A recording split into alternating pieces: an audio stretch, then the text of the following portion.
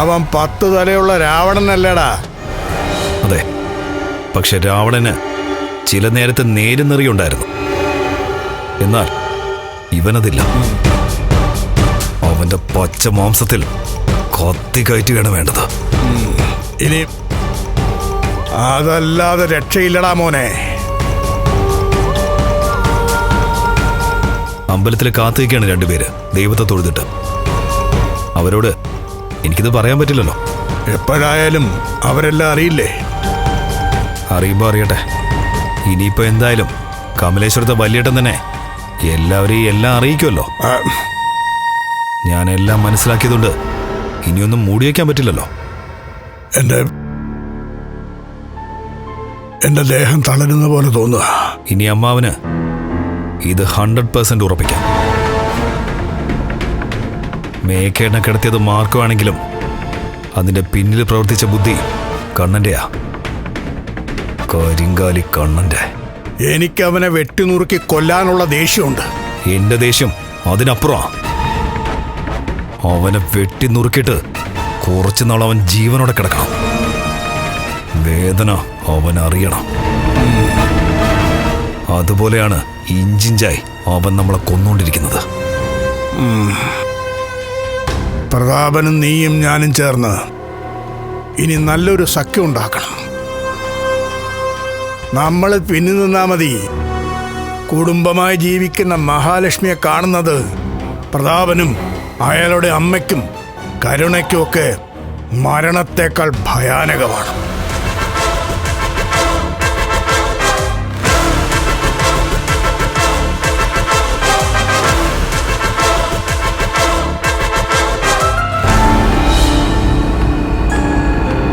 ഇനി അങ്ങോട്ട് ഓരോ കാര്യങ്ങളും ജ്വലിപ്പിച്ചു നിർത്തണം. നമുക്കുണ്ടായ തിരിച്ചടികൾക്കൊക്കെ പകരം വീട്ടണം മോനെ. അവരെഴുതിയ ഈ തിരക്കഥയുണ്ടല്ലോ, അതിനേക്കാൾ നല്ലൊരു തിരക്കഥ നമ്മൾ രൂപപ്പെടുത്തണം. ഒരു കുഞ്ഞു പോലും അറിയാതെ സൈലന്റായിട്ട് നമ്മൾ നമ്മുടെ കാര്യം നടപ്പിലാക്കണം. മാർക്കോയും ആനന്ദവും കണ്ണനും ചേരുന്ന സഖ്യമുണ്ടല്ലോ, അത് ചെറുതല്ല. അതിനെ മറികടക്കാൻ ശക്തി കൊണ്ട് പറ്റില്ല അമ്മാവ. അതിന് നമ്മൾ അവരെക്കാൾ ബുദ്ധി ഉപയോഗിച്ചേ പറ്റൂ.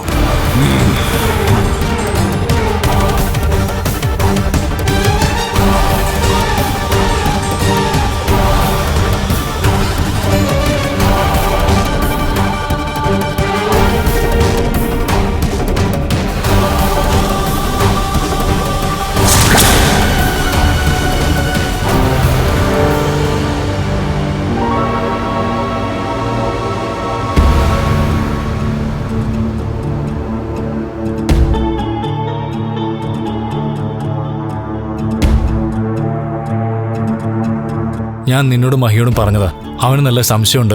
അതുകൊണ്ട് നീ നിന്റെ വീട്ടിൽ നിൽക്കുമ്പോൾ മഹിയോട് സംസാരമൊന്നും വേണ്ടെന്ന്. അതിനുശേഷം സൂക്ഷിച്ചു തന്നെയായിരുന്നു അനന്തേട്ടാ ഞങ്ങൾ പോയിക്കൊണ്ടിരുന്നത്. ഇനിയിപ്പോൾ അതിനെപ്പറ്റിയൊന്നും പറയണ്ട. അവനെല്ലാം അറിഞ്ഞു കഴിഞ്ഞു. അതിന് പിന്നാലെ ബാക്കിയുള്ളവരും എല്ലാം അറിയും. നമ്മൾ അങ്ങനൊരു ധാരണയിലാണല്ലോ പൊയ്ക്കൊണ്ടിരുന്നത്. എന്നായാലും ഇതൊക്കെ അറിയേണ്ടവരെ അറിഞ്ഞേ പറ്റൂ. പിന്നെ പരമാവധി നമ്മളെല്ലാം മറച്ചു വയ്ക്കാൻ നോക്കി. അവനെ ജോലിയിൽ നിന്ന് പിരിച്ചുവിട്ടതാ കുഴപ്പമായത്. അതുകൊണ്ടാ അവന് നമ്മുടെ പിന്നാലെ ചുറ്റിത്തിരിയാൻ സമയം കിട്ടിയത്. ഇവനെ പോലുള്ളവരെയൊക്കെ എന്തിനാ കണ്ണേട്ട കമ്പനിയിൽ വെച്ചോണ്ടിരുന്നേ? അതുകൊണ്ടാ അന്നൊരു ദിവസം അവന്റെ മനസ്സിലെ വിഷം എന്താണെന്ന് തിരിച്ചറിഞ്ഞിട്ട് ഞാൻ ഇയാളോട് പറഞ്ഞത് അവനെ പിരിച്ചുവിടാൻ. ഈ വാശിക്ക് സാഗർ അവന്റെ പോസ്റ്റിലേക്ക് വരിക വേണ്ടത്. അയ്യോ, അത് വേണ്ടല്ലേ ചേച്ചി. ഇപ്പോ തോമസ് സാറിന് ഞാൻ വലിയൊരു ആശ്വാസമാണ്.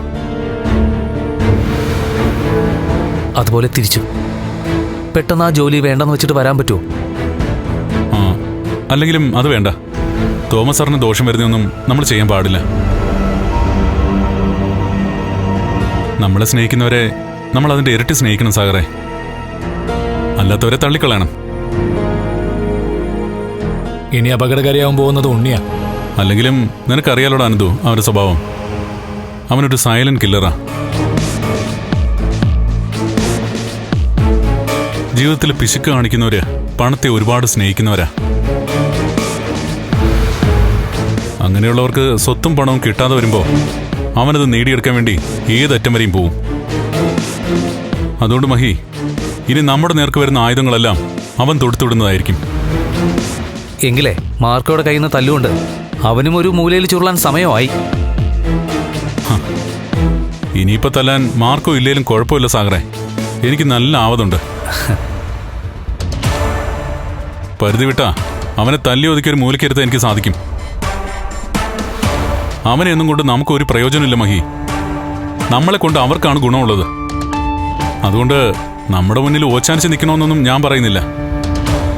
പക്ഷേ മാന്യമായിട്ട് നമ്മളോട് സംസാരിക്കണം, പെരുമാറണം. അല്ലെങ്കിൽ നഷ്ടം അവനും നമ്മളെ വേദനിപ്പിക്കുന്നവർക്ക് മാത്രമേ ഉണ്ടാവൂ.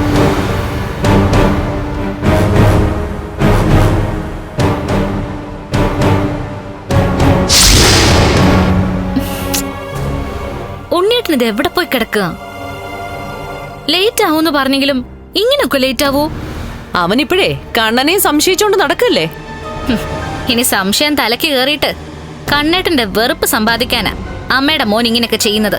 മോളെ, എനിക്കും അങ്ങനെ തന്നെയാ തോന്നുന്നേ. അതുകൊണ്ട് മോൾ അവനെ ഒന്ന് പറഞ്ഞു തിരുത്തണം. ദേ, ഉള്ളത് കൂടെ ഇങ്ങനെ ഇല്ലാതാക്കല്ലേ എന്ന് പറയണം. അതുകൊണ്ടാ ഞാൻ പറഞ്ഞത് ഫൈനാൻസിയേഴ്സിലേക്ക് പോകുമ്പോ കണ്ണേട്ടന്റെ കൂടെ പോവാൻ. അതിനവൻ സമ്മതിക്കത്തില്ലല്ലോ. സമ്മതിക്കണ്ട. സ്റ്റാഫായിട്ടിരിക്കുമ്പോഴല്ലേ കുഴപ്പം. കണ്ണേട്ടന്റെ ക്യാബിനിൽ പോയി വെറുതെ ഇരുന്നാ അവർക്ക് എന്തെങ്കിലും പറയാൻ പറ്റുമോ? എന്തായാലും ഉണ്ണിക്ക് കിട്ടാനുള്ള ശമ്പളം മാസാമാസം കൊടുക്കാമെന്ന് അവൻ പറഞ്ഞിട്ടുണ്ടല്ലോ മോളെ. അതുകൊണ്ട് ഇനി അവൻ തോന്നിയ രീതിയിൽ പൊയ്ക്കോട്ടെ മോളെ. അങ്ങനെ പോയാലും കുഴപ്പമില്ലായിരുന്നു. പക്ഷെ ഇവിടെ ഏത് നേരവും കണ്ണേട്ടന്റെ തെറ്റ് കണ്ടുപിടിക്കാനല്ലേ ഉണ്ണിയേട്ടനെ ശ്രമിക്കുന്നത്. ദേ, കണ്ണന്റെ മനസ്സ് മാറരുതെന്നാ ഞാൻ ദൈവത്തോട് മനസ്സൊരുക്കി പ്രാർത്ഥിച്ചത്. ഇനി അവന്റെ മനസ്സെങ്ങാനും ആ യക്ഷിയുടെ നേരെ ചാഞ്ഞാലേ പിന്നെ നമ്മുടെ പ്രതീക്ഷയെല്ലാം അവിടെ അസ്തമിക്കും മോളെ. അങ്ങനൊന്നും ഇനി സംഭവിക്കില്ല അമ്മേ. കണ്ണേട്ടൻ എനിക്കൊരു നെക്ലസ് വാങ്ങി തന്നത് തന്നെ അവളെ ചൊടിപ്പിക്കാനാ. എന്തായാലും ഞാനിതിട്ടുകൊണ്ട് എന്റെ വീട്ടിൽ പോകുന്ന കണ്ണേട്ടൻ അറിയാം. അപ്പൊ എന്റെ അമ്മ കാണും, അത് ലക്ഷ്മിയോട് പറയുകയും ചെയ്യും. അതൊക്കെ ഒരർത്ഥത്തില് കണ്ണേട്ടന്റെ പ്രതികാരം അമ്മേ. അത്രയ്ക്ക് പകയും വിദ്വേഷവും അവളോട് മനസ്സിനകത്ത് വെച്ചോണ്ടാ കണ്ണേട്ടൻ നടക്കുന്നത്.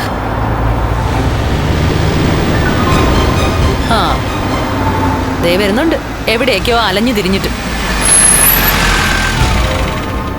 വിഷുവായിട്ട് എവിടെയാണോ എന്തോ ഈ പോയത്.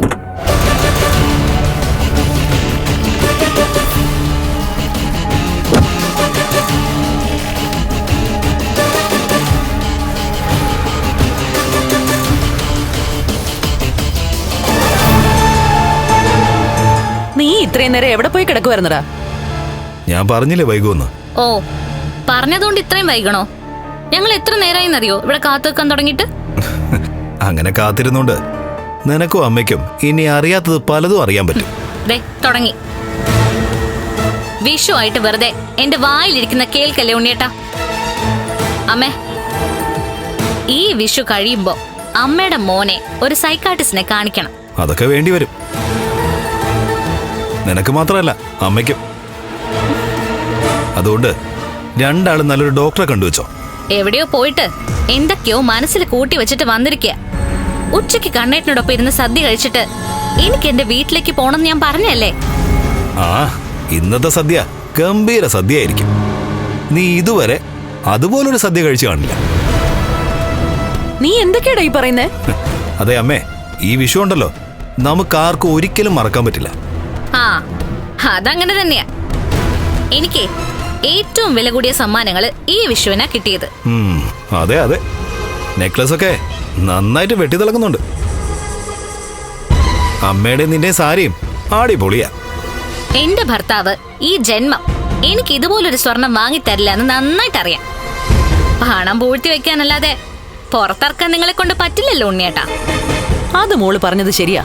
ഇതുപോലൊരു പിശുക്കനെ ലോകത്തോരിടത്തും കാണാൻ പറ്റില്ല. അങ്ങനെ പിശിക്കിയതുകൊണ്ട് എന്തെങ്കിലുമൊക്കെ എന്റെ അക്കൗണ്ടിൽ കിടപ്പുണ്ട്. അല്ലെങ്കിൽ അതും ഉണ്ടാവത്തില്ലായിരുന്നു. പിച്ച ചട്ടി എടുക്കേണ്ടി വന്നേനെ. എന്നെ കൊണ്ട് കൂടുതലൊന്നും പറയിക്കാതെ രണ്ടാളും കാല് കയറാൻ നോക്ക്. ഇയാൾക്ക് സ്ഥിരബുദ്ധി നഷ്ടപ്പെട്ടെന്നാ തോന്നുന്നതമ്മേ. എന്റെ കാര്യം അവിടെ നിൽക്കട്ടെ. അമ്മയ്ക്കും കരുണയ്ക്കും സമനില തെറ്റരുതെന്നാണ് ഇവിടെ എന്റെ പ്രാർത്ഥന.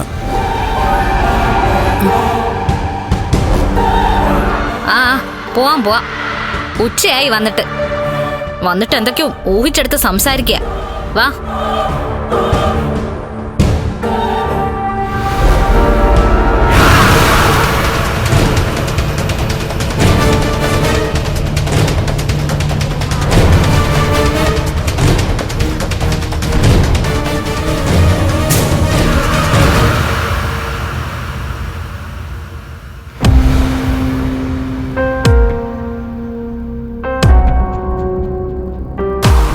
നീ എന്താ ചെയ്യാൻ പോകുന്നെന്ന് പറ കണ്ണ.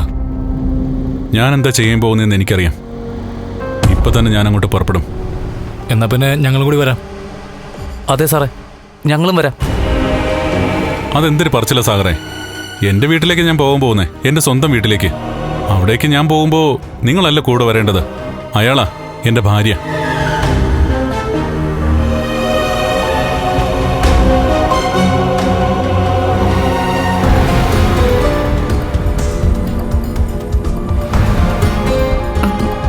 മഹിയും കുട്ടി പോവാണോ കണ്ണേട്ടാ?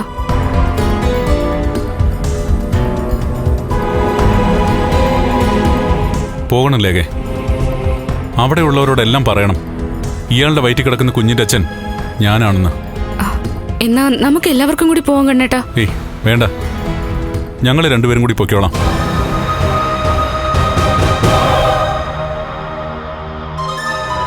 കണ്ണേട്ടാ, ഇതുവരെ കണ്ട ആൾക്കാരെ അല്ല ഇനി കാണേണ്ടി വരുന്നത്. വിഷുവിന് കരുണയ്ക്കും എന്റെ അമ്മയ്ക്കും ഒക്കെ ഒരുപാട് സമ്മാനങ്ങൾ കൊടുത്തതുകൊണ്ട് അതിന്റെ സന്തോഷത്തിലായിരിക്കും എല്ലാവരും. അതൊക്കെ കണ്ണേട്ടന്റെ അഭിനയമാണെന്ന് പറയുമ്പോ അവരൊക്കെ എങ്ങനെ പ്രതികരിക്കുമെന്ന് പറയാൻ പറ്റില്ല. ഇനി എല്ലാത്തിനും നേരിടാനുള്ള ധൈര്യം സംഭരിച്ചേ പറ്റൂ. പുറപ്പെടാം നമുക്ക്.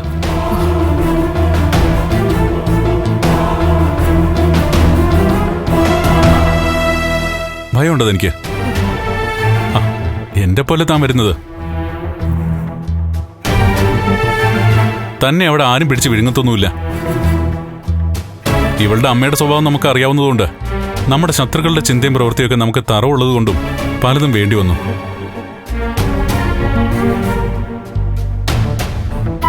സ്വന്തം അമ്മ മകളുടെ കുഞ്ഞിനെ കളയാൻ പോയത് ഉൾപ്പെടെയെല്ലാം അതിന് നിമിത്തമായെന്ന് എന്താ എനിക്കും തനിക്കും പറഞ്ഞൂടെ? അത് സത്യമല്ലേ?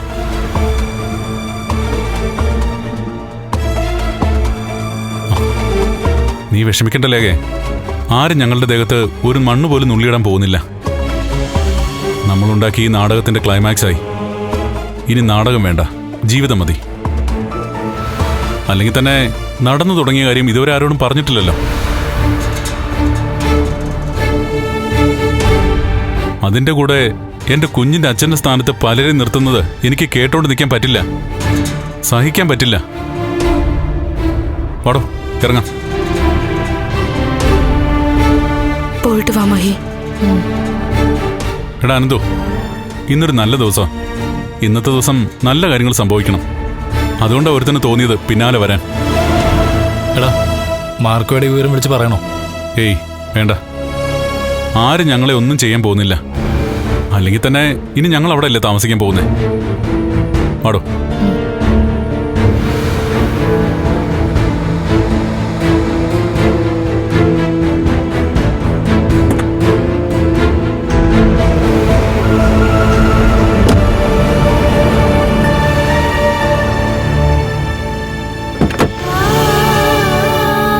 എന്നാ ശരിയിലേക്ക്.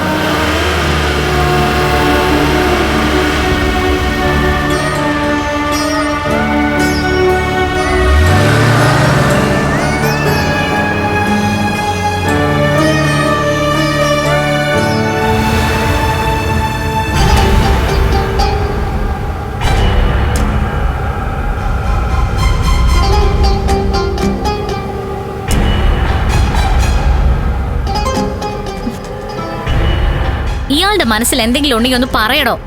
വെറുതെ എന്തിനാ എല്ലാം കൂടെ കൂട്ടി വെച്ചോണ്ടിരിക്കുന്നെ? ഞാനൊന്നും പറയേണ്ട കാര്യമില്ല. നീ ചോദിക്കുന്ന ചോദ്യത്തിന് ഉത്തരം മിക്കവാറും നിനക്ക് ഉടനെ കിട്ടിക്കോളും. ഞാൻ ചില ചോദ്യങ്ങളൊക്കെ ചിലരോട് ചോദിച്ചായിരുന്നു. അതിനുള്ള ഉത്തരം എനിക്ക് കിട്ടിയിട്ടുമുണ്ട്. ഇനി നിങ്ങളാ എല്ലാം അറിയേണ്ടത്. ഇയാളുടെ മനസ്സ് നിറച്ച് സംശയമാണ്. അതും വെച്ചോണ്ട് ഇയാൾ ഇപ്പൊ ഇയാളുടെ തല പുകച്ചോണ്ടിരിക്കുക.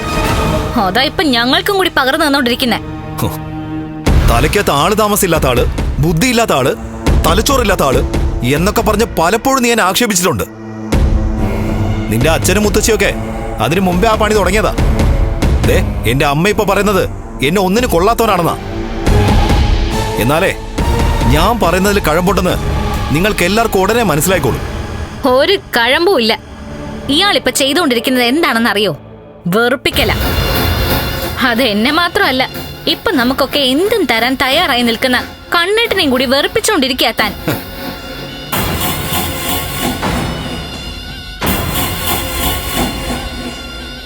കരുണേ, കണ്ണൻ എന്ന് പറയുന്ന എന്റെ ഏട്ടനുണ്ടല്ലോ, അയാളെ പോലെ ബുദ്ധിമാനായ ഒരാളെ നമുക്ക് കണ്ടെത്താൻ കഴിയില്ല. അതുകൊണ്ടാണ് അയാൾ വീൽ ചെയറിൽ ഇരുന്നിട്ടും അയാൾ കമലേശ്വരം ഗ്രൂപ്പ് ഓഫ് കമ്പനീസിനെ മുകളിലേക്ക് നയിച്ചത്. അയാൾക്കൊരു ക്യാബിനും ഒരു ലാപ്ടോപ്പും മതി. അത് മാത്രം വെച്ചിട്ട് അതുപോലൊരു വലിയ കമ്പനി നിയന്ത്രിക്കാൻ അയാൾക്ക് അറിയാം. അത് ഞാൻ സമ്മതിക്കുന്ന കാര്യമാണല്ലോ. തനിക്ക് ലാപ്ടോപ്പ് മാത്രമല്ല, ചുറ്റും പരിവാരങ്ങളെ തന്നാലും ഒരു ചുക്ക് സംഭവിക്കില്ല. അത്രക്കേ തന്റെ തലച്ചോറ് വളർന്നിട്ടുള്ളൂ. നീ ഒരിക്കൽ എന്നെ സംശയത്തിന്റെ പേരിൽ എന്റെ കരണത്തടിച്ചു. അതുപോലെ തന്നെ ഇപ്പോ നിന്റെ കരണടിച്ച് പൊട്ടിക്കാനാണ് എനിക്ക് തോന്നുന്നത്. പിന്നെ ഞാനത് ചെയ്യാത്തത് അതിനേക്കാൾ വലിയൊരു വേദന, അപമാനം നിന്നെ തേടിയിരിക്കുക. നിനക്ക് സംഭവിക്കാൻ പോവാ. നിനക്ക് മാത്രമല്ല, നിന്നെ സ്നേഹിക്കുന്ന എല്ലാവർക്കും, നമുക്കെല്ലാവർക്കും. ഇന്ന് വിഷു ആയിട്ട് മനസ്സമാധാനത്തോടെ ഒരു ദിവസം കഴിച്ചു കൂട്ടാന്ന് വെച്ചപ്പോ ഇയാളതിന് സമ്മതിക്കില്ല. എന്നെ എന്റെ വീട്ടിൽ കൊണ്ടുപോയി വിടണം. കുറച്ചു കഴിയുമ്പോ കണ്ണേട്ടൻ വന്നു കഴിഞ്ഞാൽ ഒന്നിച്ചിരുന്ന് സദ്യ കഴിക്കണം. അത് കഴിഞ്ഞ് വെറുതെ കയറി കിടന്ന് ഉറങ്ങാൻ നോക്കരുത്. കണ്ണേട്ടൻ വന്നു കഴിഞ്ഞാ നീ സദ്യ കഴിക്കുമെന്ന് എനിക്ക് സംശയമുണ്ട്. ഇന്നത്തെ വിഷു സദ്യയെക്കാളും നല്ലൊരു സദ്യ മിക്കവാറും കണ്ണേട്ടൻ നിനക്ക് ഒരുക്കി തരും. പിന്നെ നീ പറയും ഇതുപോലൊരു വിഷു നിന്റെ ജീവിതത്തിൽ ഉണ്ടായിട്ടില്ലെന്ന്. ഇയാൾക്ക് വട്ട. ഇന്നത്തെ ദിവസം ഒന്ന് കഴിയട്ടെ. എന്റെ അച്ഛനോട് പറയാം, കയ്യും കാലും പിടിച്ചു കെട്ടി എവിടെയെങ്കിലും കൊണ്ടുപോയിടാൻ. ഇതൊരു ഡോക്ടറെ അടുത്ത് തീരത്തുള്ളൂ. അത്രയ്ക്ക് വട്ട കൂടി നിൽക്കുക.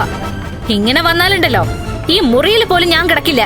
ഒരു മനോരോഗിയെ എത്രയെന്ന് വെച്ചാ സ്വന്തം ഭാര്യയാണെങ്കിൽ സഹിക്കുന്നത്.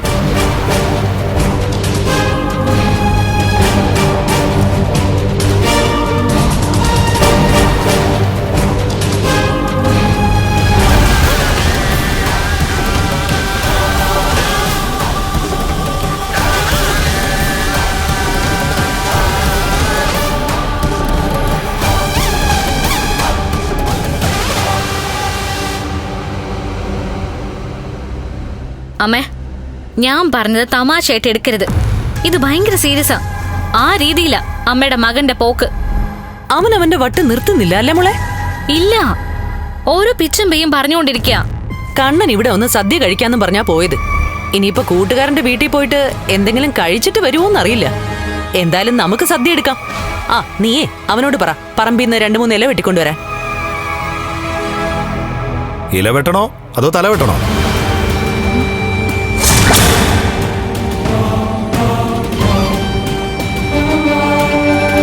ഉണ്ണേട്ടന് ഇപ്പോഴത്തെ സംസാരവും പ്രവൃത്തിയും വെച്ച് തല വെട്ടുന്നതാ നല്ലത്. ഇങ്ങനൊരു തല ഉണ്ടായതുകൊണ്ടല്ലേ വേണ്ടാത്ത കാര്യങ്ങളൊക്കെ ഈ തലയിൽ വന്ന് നിറയുന്നത്. എന്റെ തലയിൽ നിറയുന്നതൊക്കെ വേണ്ടതാണോ വേണ്ടാത്തതാണോന്ന് എല്ലാരും അറിയാൻ കിടക്കുന്നതേ ഉള്ളൂ. എടാ, നിന്റെ മനസ്സിൽ എന്തെങ്കിലും ഉണ്ടെങ്കിലേ അത് തുറന്നു പറഞ്ഞിട്ട് ഇത്തരത്തിലെ സംസാരം നിർത്തണം. എത്രയെന്ന് വെച്ചാടാ സഹിക്കുന്നേ? ഇത് കുറച്ച് ദിവസമായാലും തുടങ്ങിയിട്ട്. ഞാൻ പറഞ്ഞില്ലേ, ഇതൊരു ഡോക്ടറുടെ മുന്നിലേ നിൽക്കത്തുള്ളൂ. എല്ലാം നിലയ്ക്കും ഉടനെ തന്നെ. ഇത്രയും ദിവസം ഞാനാണ് ആദ്യം എടുത്ത് ഓടിക്കൊണ്ടിരുന്നെങ്കിൽ ഇനി എന്നെക്കാളും നെട്ടോട്ട് ഓടാൻ പോകുന്നത് നിങ്ങൾ രണ്ടാളുവാ. നീ നിന്റെ ഈ സംസാരം ഒന്ന് നിർത്തിയിട്ടേ പോയി ഇല വെട്ടിക്കൊണ്ടു വാടാ. അവൻ വരുമ്പോഴത്തേക്കും എനിക്ക് സദ്യ എടുത്തു വെക്കാനുള്ളതാ.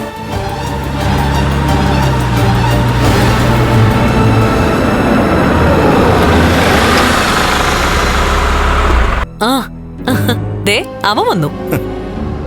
ഇനിയിപ്പോ സദ്യയൊക്കെ ഒരുക്കി കൊടുക്ക്. അയാൾ കഴിച്ചിട്ട് സുഖമായിട്ട് കിടന്ന് ഉറങ്ങട്ടെ.